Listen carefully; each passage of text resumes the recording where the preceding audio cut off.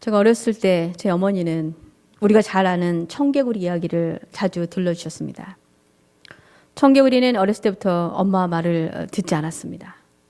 그는 항상 엄마 개구리 말과는 정반대로 행동했기 때문에 엄마 개구리가 죽게 되었을 때 그녀는 아들 청개구리에게 자기가 죽으면 산에다 묻지 말고 물가에다 묻어달라고 유언을 하고 죽었습니다.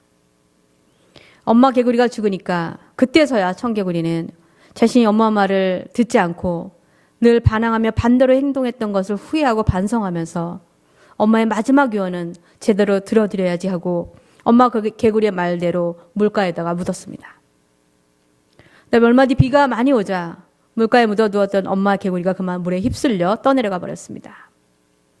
그때 제 청개구리는 자신의 어머니가 산에다 묻어달라고 하면 또 반대로 자기가 물 근처에 묻을까 봐 어머니가 반대로 말했다는 것을 알게 되었습니다.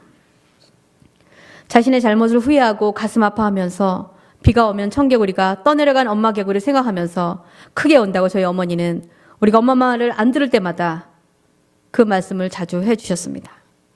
아무도 나중에 크게 후회하지 않기 위해 어머니 말을 잘 듣는 것이 중요하다는 것을 가르치려고 하셨던 것 같습니다. 우리는 대부분 우리의 부모님이나 사랑하는 가족이나 또는 친한 친구의 마지막 유언은 어떻게든 지키려고 노력합니다.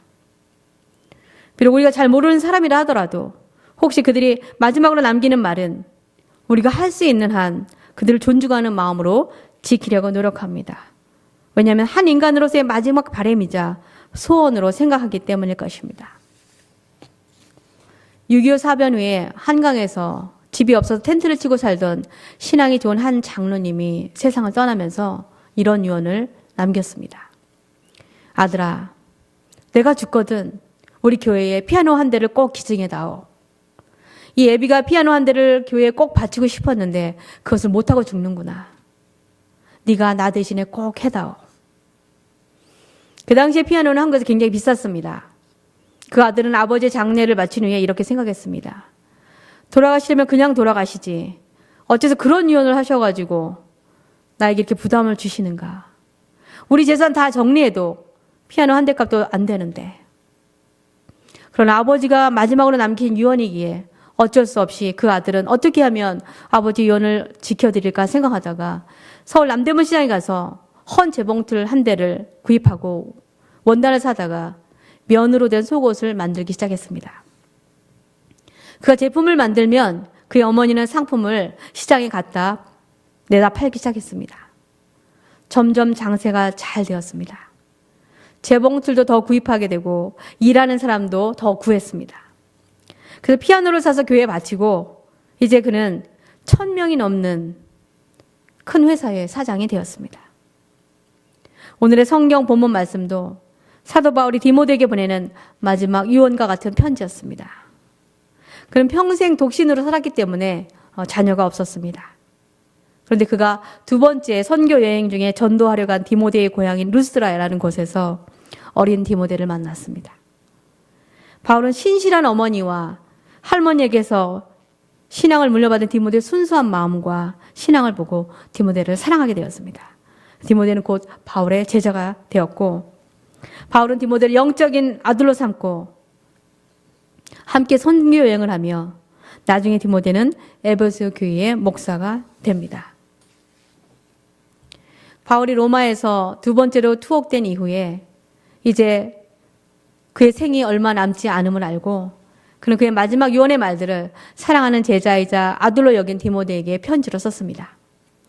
우리가 마지막 남기는 유언에 우리가 가장 중요한 말을 남기는 것처럼 사도 바울은 오늘 본문 말씀 1절 2절에 하나님 앞과 살아있는 자와 죽은 자를 심판하실 그리스도 예수 앞에서 그가 나타나실 것과 그의 나라를 두고 엄히 명하노니 너는 말씀을 전파하라.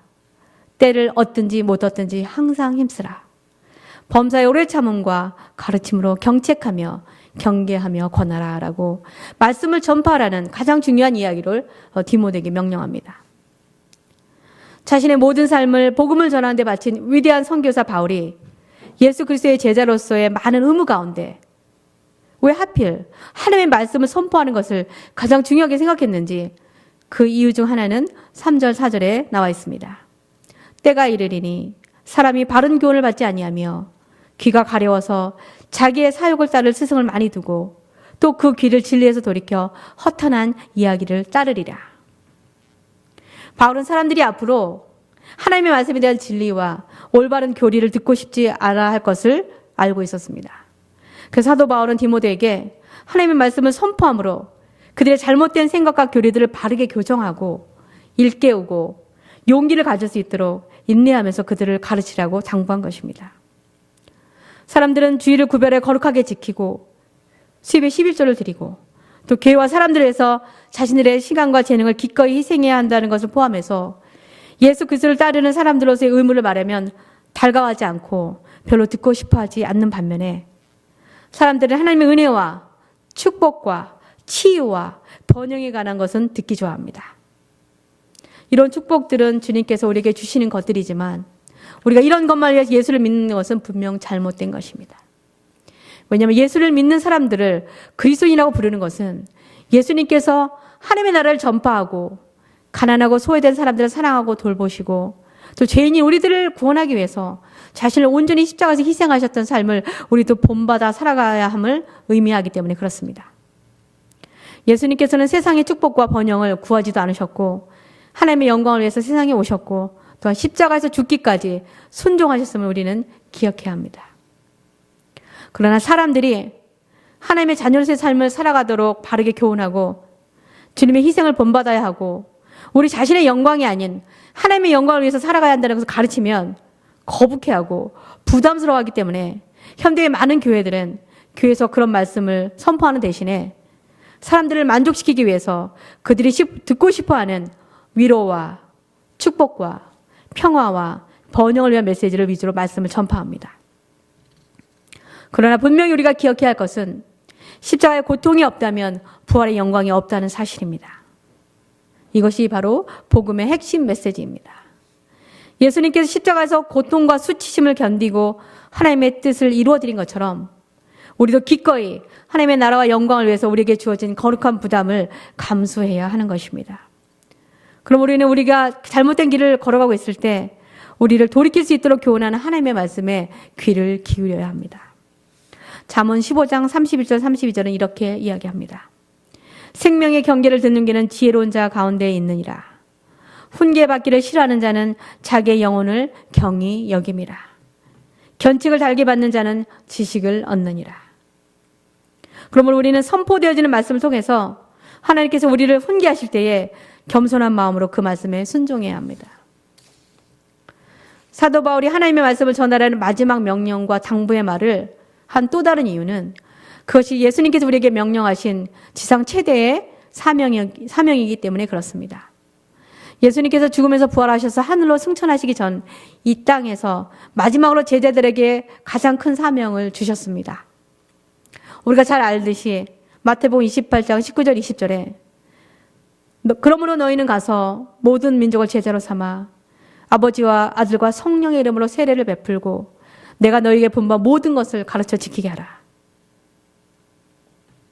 볼지어다 내가 세상 끝날까지 너희와 항상 함께 있으리라 하시니라.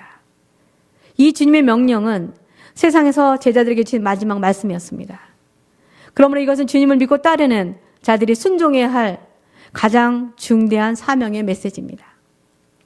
사도 바울도 예수를 믿고 따르던 사람 중 하나였습니다.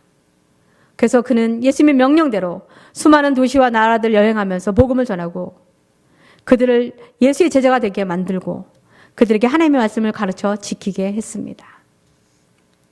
바울이 복음을 사람들에게 전할 때마다 항상 그를 위협하고 방해하고 핍박하던 반대자들이 있었습니다. 그래서 그는 복음을 선포하는 동안 수많은 죽을 고비를 넘겨야만 했습니다. 마치 예수님께서 바리새인들과 종교 지도자들로부터 천국 복음을 선포하실 때 그들로부터 생명의 위협을 받으셨던 것처럼 말입니다. 그러나 우리는 사도 바울이나 예수님처럼 하나님의 말씀을 전하느라고 위험이나 핍박이 없음에도 불구하고 우리는 다른 이들에게 복음 전하는 것을 주저합니다. 그래서 오늘 말씀을 통해서 우리는 우리 주변 사람들이나 하나님을 모르는 사람들에게 복음을 전해야 함을 깨달아야 합니다.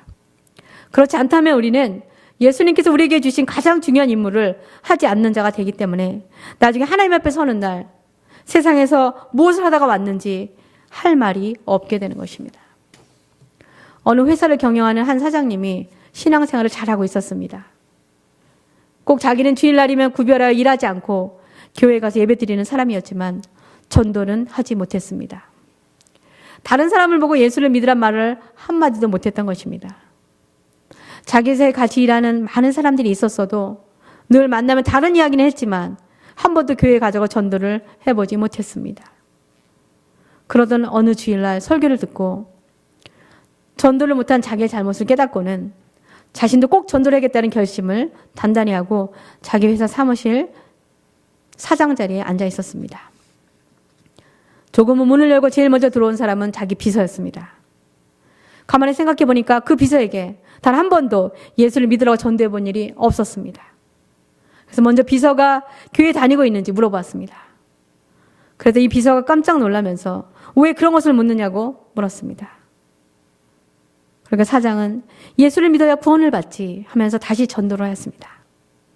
그러자 비서는 제가 사장님을 15년 동안이나 모셨는데 저한테 한 번도 전도를 안 하셔서 제 생각에 저 같은 존재는 예수를 믿을 수도 없나 보다 생각했었습니다. 오늘 저에게 이렇게 전도를 해주시니까 감사합니다. 저도 다음 주부터는 교회에 다니겠습니다. 라고 말하더라는 것입니다.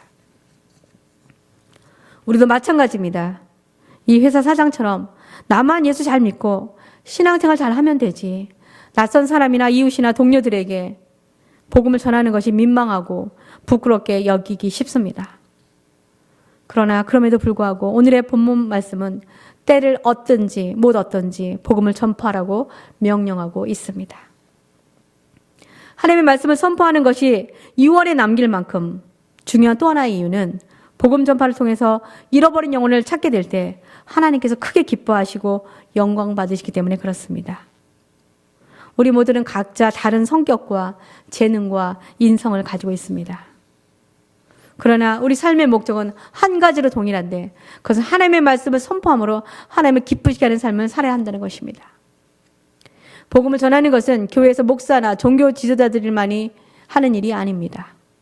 우리 서로 각자 다른 환경과 상황 아래 살고 있지만 사람들에게 하나님이 누구시며 예수 그리스도 통해서 우리가 어떻게 영생을 얻을 수 있는지 다른 사람들이 알 수 있도록 우리는 말과 삶으로 복음을 전해야 합니다. 하나님께서 우리를 이 목적을 위해서 이 세상에 보내셨고 복음 전파를 통해서 하나님은 영광을 받으시는 것입니다. 어떤 한 의사가 자신의 개인 병원을 개업한 후에 매일 밤 금고 앞에서 돈을 세는 것이 큰 기쁨이었습니다.